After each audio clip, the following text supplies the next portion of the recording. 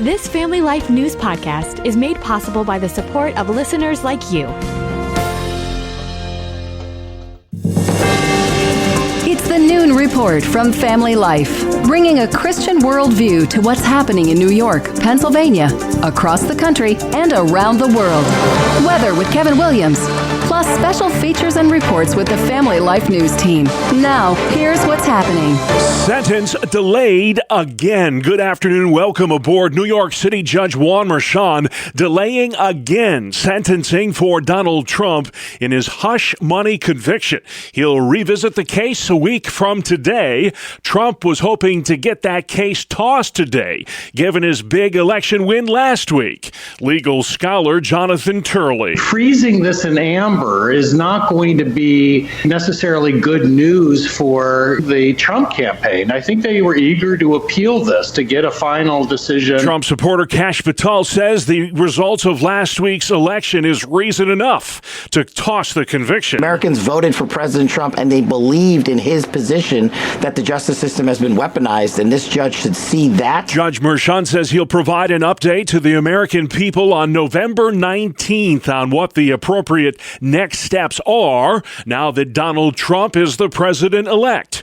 Trump at this point is scheduled to be sentenced for his hush money conviction on Tuesday, November 26. Stocking the cabinet. That's the other big story we're following today. The president-elect's cabinet is coming together quickly as immigration and national security issues remain his top priorities.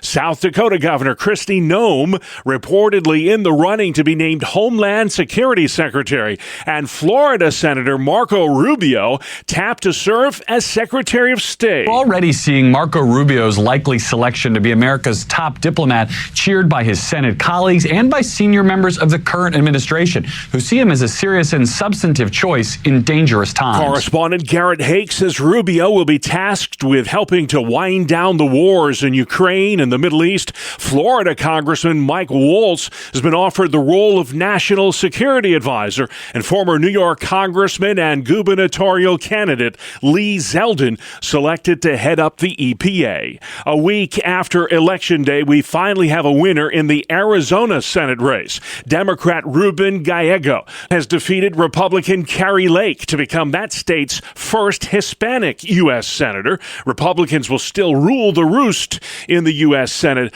by a 53-47 seat majority. It's Freshman Orientation Day today in the Senate. Pennsylvania Republican Dave McCormick now invited to attend after initially being denied permission by Majority Leader Chuck Schumer. The New York Democrat thinks the McCormick-Casey race is just too close to call, even though it's already been called, says Missouri Senator Eric Schmidt. Chuck Schumer, he needs to just take the L and move on. The AP has called this race. It's not particularly close. Dave McCormick deserves to be in that orientation. I'm going to be there to help walk him in because he needs to be in there. No assistance needed, however. Schumer dropping his opposition to McCormick being there. McCormick has about a 40,000 vote lead over the three-term Democratic Senator Bob Casey. Vice President Kamala Harris outspent Donald Trump by more than a 2-to-1 margin in the recently concluded election. Harris campaign spokeswoman Lindy Lee. This is just an epic disaster. This is a $1 billion disaster. I feel like a lot of us were misled. The Harris campaign raked in more than $1 billion in campaign donations and paid millions to attract celebrity endorsements, including Oprah Winfrey, Lady Gaga, and Katy Perry. For her part, Winfrey insists she was not paid a single cent for her endorsement. We'll find out when the campaign financial records are released. Hundreds of wildfires straddling the New York-New Jersey border continue to burn out of control. This week's rains helped some, but not enough, says this firefighter in Orange County. Even though we got that precipitation, all it merely did was slow down the fire's progression. Due to the extreme drought and dry conditions we were having, it is still an active wildfire. Fueling the flames, the worst drought to hit the downstate region in over 20 years. In my over 50 years of living here, this has been the most significant and probably most potentially dangerous situation I've seen or been involved in. An 18-year-old volunteer forest ranger died over the weekend battling those blazes. 2 American jetliners struck by gunfire in Haiti yesterday. A Spirit flight hit with bullets while trying to land in Port-au-Prince. JetBlue says one of its flights sustained damage as well. This was extremely dangerous. Thankfully, both aircraft landed safely, but these were clearly marked passenger planes with airline logos. Much of Port-au-Prince is lawless, controlled by very heavily armed gangs. Whatever the motivation for these attacks, both could have ended in disaster. Correspondent Tom Costello says several U.S. carriers have just announced that they are suspending flights to Haiti through the end of the month. Anti-Semitism continues to rear its ugly head overseas in Amsterdam. A commuter train set on fire last night in the Dutch capital as angry mobs of Jew haters roamed the city. Small groups of rioters spread throughout the city center and committed violent hit-and-run actions targeting Israelis. There was talk on social media of a Jew hunt. Reporter Raf Sanchez says the stepped-up violence comes just days after Israeli soccer fans were attacked in Amsterdam. The Israeli national soccer team will play on Thursday in Paris, and Jews there are being told to stay away from the stadium for their own safety. A new study from USC shows some people who started drinking a lot during the pandemic never stopped. Some of the increase may have been in response to the anxiety and depression of being in a pandemic, but heavy drinking actually tends to make those conditions worse. CBS News medical contributor Dr. John LaPook. From 2018 to 2022, the percentage of people engaging in heavy drinking increased from 5.1% to 6.3%. That could translate to several million more people engaging in heavy drinking. He says the excessive drinking that resulted from the pandemic lasted for years after the world caught COVID. Alcohol sales during the pandemic jumped nearly 3%. Still to come on the Noon Report. Home explosion near Rochester. Casey refusing to concede, and the DEC on the death of a squirrel. Good afternoon. I'm Kevin Williams. Chilly air is in place now, and it's going to be a cold night tonight, probably the coldest night of the season to date. Forecast details are straight ahead. We'll see you in 10 minutes. All right, Kevin, we'll see you then. Let's check some of the stories making news where you live. Due to ongoing drought conditions, Lehigh County may be joining the growing list of Pennsylvania counties that have implemented outdoor burn bans. Over 100 fires have broken out all across the Commonwealth since the start of the month. A 14-year-old boy was killed 2 nights ago in Buffalo after getting behind the wheel of a car and causing a 3-vehicle accident. I don't understand what just happened with a 14-year-old driving a joyride, whatever. 14, crazy. Murray Holman with Stop the Violence. Buffalo City Councilman Joe Golombek. This is a tragedy that never should have happened. I don't know what the reasons are right now, but ultimately, he made a terrible mistake and paid the ultimate price. The New York Attorney General's office is conducting its own investigation into what happened to cause the death of that 14-year-old boy. Authorities continue to investigate a home explosion yesterday morning in Greece, New York. Happened on Stone Road early Monday. We thought a car drove through our house. You could hear people screaming, which is nothing you ever want to experience. Neighbors say it looked and felt like a bomb went off. All that's left of that home is a pile of rubble. A lot of people don't make it through that, and seeing how those flames were, I thought the worst at first. Within 2 minutes, more than 50 firefighters were on the scene. Fire Captain Sean McKenna says it's a type of explosion they don't see often. The last one similar to this we had was about 15 years ago, so it's definitely not something we see on a regular basis. 3 people inside the home were hospitalized, a mother, a father, and their daughter. The child suffered significant burns. That family was new to the neighborhood. Democrat Bob Casey refusing to concede the Pennsylvania Senate race, despite that race already being called by several news outlets, including the Associated Press. At last check, Republican challenger Dave McCormick held a 40,000 vote advantage. The Casey name is a legend in Pennsylvania, right? His dad was governor back in the 90s, one of the last of the moderate Democrats. They're trying to milk this for everyone. everything it's possibly worth. There is no world where Casey wins this election. There's no chance. Philadelphia radio talk show host Rich Zeoli. They know it's over. There was a ballot dump out of Philly last night. He barely made up any gains. There was a couple thousand votes. There'll be more votes today out of Cambria County. He's not going to win this thing, but they are going to stretch this out. Zeoli says Casey's refusal to concede puts Pennsylvania Governor Josh Shapiro between a rock and a hard place. He doesn't want to be seen as an election denier. This whole idea that Donald Trump was an election denier and Shapiro called him out on this. Shapiro's got eyes on 28. Casey's the past and Shapiro is looking to the future. Zeoli says Governor Shapiro is the face of the Democratic Party going forward. The New York DEC wants residents who are upset over the death of Peanut the squirrel to stop making death threats against state workers. It says the decision to put down Peanut was made by the Chemung County Health Department, not the DEC. Agents raided a property in Pine City last month and seized the squirrel before eventually euthanizing it. The DEC says that property where Peanut resided was an illegal wildlife sanctuary. Still, there are plenty of questions about why Peanut needed to die. Autopsy results on whether the animal had rabies are still pending. A Pennsylvania county is forming a task force to help reduce a suicide epidemic. Family Life's Brian Query. Westmoreland County, Pennsylvania saw 60 of its residents take their own lives last year. Reducing that number is the aim of a new board that's forming to study suicides in the county, especially those involving veterans, so the group can identify ways to prevent them. The group of 20 participants will get started in January with members from law enforcement, corrections, and human and child services. Findings of the review board could result in legislation and policy changes at the state level, as well as replication of county-based efforts regarding mental health and suicide prevention across Pennsylvania.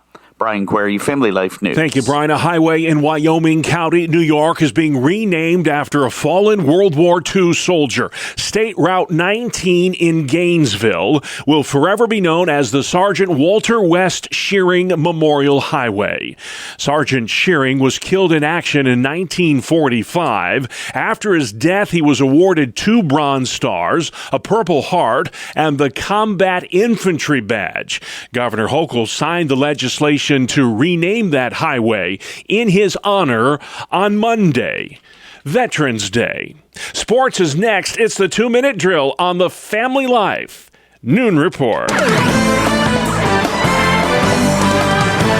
Good afternoon, I'm Randy Snavely. Bob, 2 streaks came to an end last night in Buffalo as the Sabres fell to the Canadiens 7-5. Cole Canfield lit the lamp twice as Montreal snapped a 6-game losing streak. And that, of course, means Buffalo's 3-game winning streak is history as well. For the Sabres, Rasmus Dahlin, Dylan Cousins, Tage Thompson, Peyton Krebs, and J.J. Peterka all found the back of the net, but the 5 goals, not enough. Philadelphia won in a shootout 4-3 over the Sharks, and the Flyers breathed a sigh of relief once this one was over because at one point they had a 3-goal lead. Travis Konechny and Matvei Vichkov both scored in regulation and in the shootout. The Penguins got crushed by the Stars 7-1. Calgary, Colorado, and Carolina also picked up wins. In the Monday Night Football matchup, the Miami Dolphins defense showed up in a big way, not allowing the Rams to find the end zone. Miami's D also forced 2 turnovers and had 4 sacks. LA did kick 5 field goals, but the Dolphins got touchdowns from Tyreek Hill and Malik Washington and snapped the Rams' 3-game winning streak with a 23-15 victory. The win also ends Miami's 3-game losing skid. In the NBA, Cam Thomas nailed a step-back 3 to send the Nets past the Pelicans 107-105. Thomas finished with 17 points as Brooklyn stopped a 2-game slide. The Cavs beat the Bulls 119-113. The Wizards lost their game with the Rockets 107-92. The Thunder got a career-high 45 points from Shai Gilgeous-Alexander, and they knocked off the Clippers 134-128. And Victor Wembanyama had 34 points and 14 boards to to lead the Spurs easily over the Kings 116-96. That is a look at sports. Thank you, Randy Man. Still to come on the Noon Report for a Tuesday. Trump continues to stock the cabinet. Judge continues to delay sentencing and meet some missionaries to Central America. They're today's hometown heroes, and they're coming up next. Welcome to Breakpoint, a daily look at an ever-changing culture through the lens of unchanging truth. For the Colson Center, I'm John Stonestreet. Recently, during an interview with the BBC, UK Conservative Party candidate Kemi Badenoch stated bluntly, quote, "We cannot assume that all cultures are equally valid." She then rattled off examples of cultures that had embraced practices like child marriage and misogyny before concluding, and I quote, "I actually think it's extraordinary that people think that's an unusual or controversial thing to say. Of course not all cultures are equally valid. I don't believe in cultural relativism. I believe in Western values, the principles that have made this country great, and I think we need to make sure that we continue to abide by those principles," end quote. Now, of course, a moral proclamation like that would also spark outrage here in the U.S., but patriotism in the UK is even more of a four-letter word there. Cultural relativism might be the only assumed absolute remaining among the enlightened, except when it comes, of course, to critiques of the West. As Douglas Murray pointed out in his book, The War on the West, it is only the Western world that's morally wrong and guilty of oppression, no matter the facts. And what are the facts? Well, non-Western societies have their own long list of discrimination, of slavery, of the mistreatment of women, children, and minorities. And the West's history cannot be simply reduced to quote-unquote white supremacy, as many have claimed. After all, it was the British who burned widow burning in 19th century India, and it's difficult to put Chinese foot binding or contemporary Islamic honor killing on the same level as, say, limiting so-called abortion rights for women in the West. No, outside of the Pharisaic ivory towers, sharing modern medical or irrigation technologies with impoverished cultures around the world is not considered a form of cultural imperialism. Now, of course, the same evil that inflicts and infects every person in every culture is just as much in here as it is over there. Instead, what makes one culture superior over another is what it recognizes as being true about people, and which of our instincts, it's believed, needs to be governed and controlled. In fact, in this regard, though the West has a strong history, its trajectory for the future is in serious trouble. For the Colson Center, I'm John Stonestreet with Breakpoint. Today's Breakpoint was co-authored by Dr. Timothy Padgett. For more resources, visit us at breakpoint.org. Thank you, John. Outside we go next. Meteorologist Kevin Williams. Here is your family life weather forecast for this afternoon. Diminishing clouds, increasing sun, brisk breezes, and chilly. Highest temperatures in the 40s for most. Tonight will turn out clear and frosty cold. Low temperatures 20s for most. Tomorrow, bright, sunny high temperatures mid-40s to the mid-50s. Thursday will turn out mostly cloudy. There'll be some afternoon rain and a few wet snowflakes across some portions of the western Twin Tiers and western Pennsylvania. High temperatures Thursday, 40s to near 50. All right, heavy jacket weather is here. Thank you, Kevin. This is the Noon Report. I'm your host, Bob Price. Lots going on Tuesday, the 12th of November. A judge has postponed a decision again on whether to undo President-elect Trump's conviction in his hush money case. New York City Judge Juan Merchan will revisit the matter 1 week from today, November 19th. Trump was hoping to get the case tossed today. He could still get pardoned by either President Biden or New York Governor Kathy Hochul. In the meantime, the president-elect is busy stocking his cabinet. He's tapped Florida Senator Marco Rubio to serve as Secretary of State. If confirmed, Rubio would be the first Latino ever nominated to that post.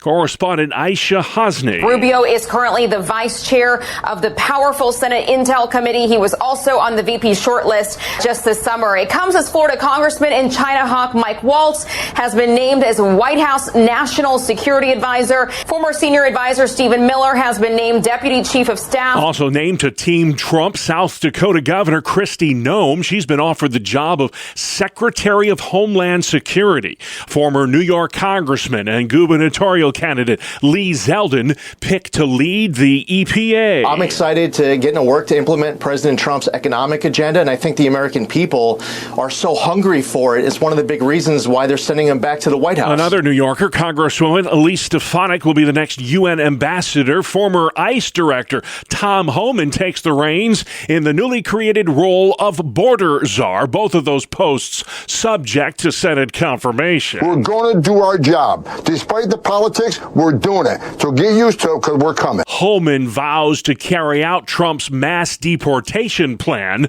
The president-elect meets tomorrow with President Biden at the White House. The final U.S. Senate race was called last night, a week after the election. Arizona Democrat Ruben Gallego defeating Republican Carrie Lake for an open Senate seat. Republicans still rule the roost in the upper chamber. They have a 53 to 47 seat majority come January. It's freshman orientation day today in the U.S. Senate, and Majority Leader Chuck Schumer's had a change of heart when it comes to whether or not to invite Republican Dave McCormick of Pennsylvania. Reporter Madeline Rivera. Schumer's prior refusal to invite McCormick because of outstanding ballots in the Keystone State drew the ire of some Republicans who said they would stand by McCormick and would personally escort him into the Capitol today. So it appears there is no longer any need for that. Schumer's dropping his opposition to McCormick being there at today's freshman orientation. The Senate reconvenes at 3 o'clock this afternoon. McCormick has about a 40,000 vote lead over three-term Democratic incumbent Bob Casey Jr. More anti-Israeli unrest overseas. Dozens stormed a commuter train last night in Amsterdam. That train was set on fire. Riot police had to be called in. Overnight, Amsterdam erupting in chaos once again. A masked mob setting a city tram aflame and shouting "Cancer Jews" as they hurl bricks through the windows. Reporter Ralph Sanchez says this latest violence comes just days after anti-Semitic attacks were leveled against Israeli soccer fans in the Dutch capital. Bizarre story out of California today. Police have arrested a man who'd been living in the crawl space of an elderly woman's home for 6 months. It happened in a neighborhood east of L.A. The noises were kind of like knocking. It was kind of like, as my wife was walking, they were kind of knocking back from under the house. The woman's son-in-law says at first they thought the noise coming from under the house was caused by animals. It was usually late at night, right? And so we just chalked it off to being animals being under the house, possums, raccoons, whatever. Police used tear gas to get that 27-year-old intruder out of there. For 6 months, he lived underneath that home. Spirit Airlines, American Airlines, and JetBlue all suspending flights to Haiti after 2 planes were hit by gunfire yesterday. One was a Spirit flight flying in from Fort Lauderdale. It had to be diverted to the Dominican Republic. At least one person was grazed by a bullet. The other was a JetBlue flight where the damage wasn't discovered until that plane had landed in New York. Spirit suspending flights pending further review. JetBlue suspending flights through at least December 2nd. The FAA has suspended all air traffic to Port-au-Prince through at least November 18th. New study out of USC shows an increase in alcohol consumption that began during the days of COVID lockdowns continued, even after those lockdowns were lifted. This increase happened during the pandemic when there was limited access to health care. So you had increased drinking and decreased access to professional help happening at the same time. That's a bad combination. CBS News medical contributor Dr. John LaPook says incidents of binge drinking increased by 3% during the days of COVID. The Christian faith of Britain's Princess Kate has been a source of strength for her ever since her cancer diagnosis. We get that story from Family Life's Greg Gillespie. Kate Middleton's faith has been strong for her lifelong since she was christened as a child in the Church of England. Now, a new royal biography says she strengthened her religious values since her cancer diagnosis early this year. She's benefited from supportive conversations with deeply committed Christian friends. Reports are that Kate and her father-in-law, the King, have talked a lot about religion while both were in cancer treatment simultaneously. Princess Kate completed her chemotherapy in September, and her recovery process continues. Greg Gillespie, Family Life News. All right, Greg, thank you very much. You're tuned in to the Noon Report, a Tuesday edition on Family Life. Welcome back to another edition of Hometown Heroes on Family Life. I'm Mark Webster. This week's guests are Pete and Tyann Yurka, longtime missionaries living in Central America. He's from Western New York, she's from Western PA, and I had a chance to witness their amazing faith story as part of a mission trip to Honduras with Revive Wesleyan Church in Hamburg, New York. We met at our church. He was one of the young hippies. He doesn't like to admit that, but we went to the same church and went to the same Bible study, and we were just friends, and we ended up together once I was already on the mission field and he came down to help out. All right, tell me about your entry into the mission field. How did that come about? I was working for the airlines in Buffalo, New York, so we had free tickets and we decided to go to Guatemala and loved the country. And after that, we decided to go down after an earthquake that happened shortly after, and we wanted to go and to help the people there in Guatemala. After I was there just helping, I went back home, got a better position, got into a wonderful Bible study, doing really great, but I wasn't happy. I knew I had to get back to Guatemala. You had no ties to Guatemala. No ties. No Spanish. No Spanish. No ties. You took a big leap there. Yes, it was a very big leap, and I went along with another friend that I worked with, and we actually went down to help in an orphanage that was started after an earthquake, thousands and thousands of orphans, and drove from Buffalo, New York, all the way to LA, where she was from, then through Mexico, and landed in Guatemala. It'd be a pretty dicey trip these days. Yeah, I would not do that today. This was 1976. We worked in this orphanage for a while, and then we decided to go to language school in Costa Rica. We got a little grasp of the language, and then Peter came down with two other fellows from our church, and they were going to help us start a coffee house back in Guatemala. Peter, tell me about your take on this leap of faith into Guatemala. Mine was a leap in a different way. I was just all freshly new to the gospel, living my life, trying to start a business in Buffalo, and then as we got more connected in the Bible class, I began to have my eyes open to world evangelism, and she began to share her heart, what she wants to do. And I had a few skill sets to say, well, I can help you. Little did I know, by me going down there to help, I got hooked in a lot of different ways. I began to help her and began to see what she wanted to do, and I wanted to be part of that. And my life going back to the States didn't have the purpose anymore. The things I was going for, shooting for in my life were no longer of importance. So I decided, what's important to me? And it's you need to help people that are in great need. We went down with a couple guys and we just decided to help, and then that pulled and tugged at my heart further. For what I've seen of you in the stories I've heard, different skill sets, different gifts, but Definitely. Greater than the sum of your individual parts. It seems to have worked out pretty well that way. 46 years worth. So God was in it. So you're in Guatemala for how long? About 10 years. Give me the leap from there to where we are today, Honduras. So we ended up getting married in Guatemala, having our 3 children in Guatemala, worked with another ministry in Guatemala, building up the church there and a Bible school and pastor seminars.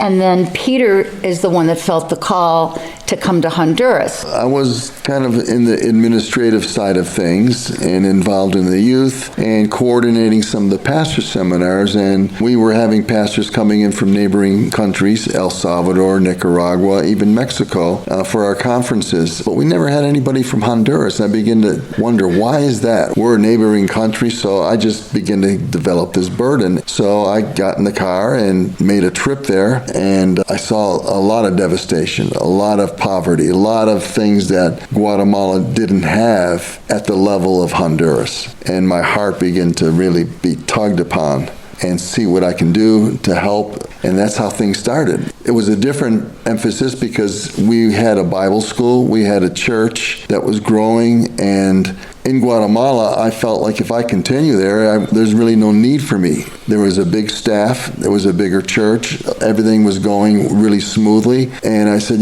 I could be more useful in Honduras. I came back from that trip and Tyann really wasn't too open about it. We lived a comfortable life in Guatemala. We got settled there, and kids were small. Our kids were small, and there's that level of security that a woman needs, where they're at. I'm presenting a whole different thing, but my heart was so moved with compassion for the people. It seemed like God was moving us in a different direction. So you kind of dragged him to Guatemala in a way, and it looks like maybe he dragged you to Honduras. Exactly, yeah. He kind of followed me there, and I followed him here. Pete and Tyann Jurka, longtime Central American missionaries from our area. Next time, a look at some of the amazing ways God has blessed their ministry in Honduras. Join us again next time as we search for your home, your town, your hero. It's Hometown Heroes on Family Life. All right, great stuff. Thank you very much, Mark. And Hometown Heroes comes your way every Tuesday during the Noon Report or online anytime at familylife.org. Good afternoon. Here is your Family Life regional weather forecast. A chilly air mass is in place and will stay in place for the next couple days and nights. But it's also a dry air mass. We expect precipitation-free conditions through at least tomorrow night. The call for this afternoon: diminishing clouds, increasing sun, brisk breezes, and chilly. Highest temperatures in the 40s for most. Tonight will turn out clear and frosty cold. Low temperatures, 20s for most. Tomorrow, bright, sunny, high temperatures, mid-40s to the mid-50s. Thursday will turn out mostly cloudy. There'll be some afternoon rain and a few wet snowflakes across some portions of the western Twin Tiers and western Pennsylvania. High temperatures Thursday, 40s to near 50. All right, thank you very much, Kevin. And finally at noon, can't take 4 more years? Well, a cruise line's offering American travelers what it calls a skip forward package. This 4-year round-the-world journey includes stops at more than 400 destinations, but it's not cheap, costing around $40,000 for each of those 4 years. The company behind this idea, Tour La Vie, came up with it well before the election, says it planned to launch it no matter the winner, Donald Trump or Kamala Harris. And that's our world, the world we live in, Tuesday, November 12th. I'm Bob Price, Family Life News. You've been listening to the Noon Report, heard weekdays on Family Life. Thank you for listening.